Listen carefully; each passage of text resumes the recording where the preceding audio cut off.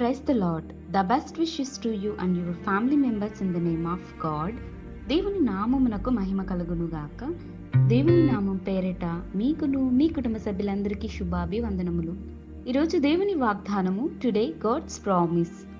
నీ గొప్ప ఆదరణ నా ప్రాణమునకు నెమ్మది కలుగ చేయుచున్నది. కీర్తనలు గ్రంథము 94వ అధ్యాయం 19వ వచనం. Your great support makes my life slow. The book of Psalms chapter 94 verses 19.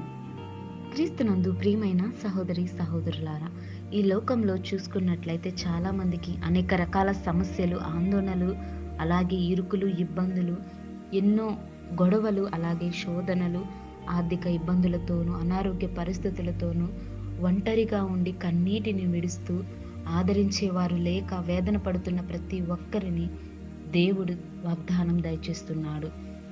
దేవుడు తన గొప్ప ఆదరణతో మనందరినీ ఆదరణ దయచేస్తానంటున్నాడు.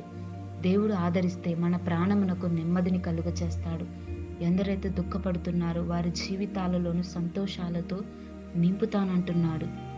దేవుడు ప్రేమామయుడండి. ఆయన కనికరము గల హృదయుడు. మనము చేసిన పాపముల నిమిత్తమును మనము పశ్చాత్తాపడి దేవుని ఎడల ఒప్పుకొని పరిశుద్ధులమై దేవునికి ప్రార్థిస్తే దేవుడు మన పట్ల ప్రేమను చూపుతాడు. దేవుడు ఆదరణను దయచేస్తాడు. మనకు క్షేమాన్ని కూడా దయచేస్తాడు. దేవుడు మన పరిస్థితులను మారుస్తాడు.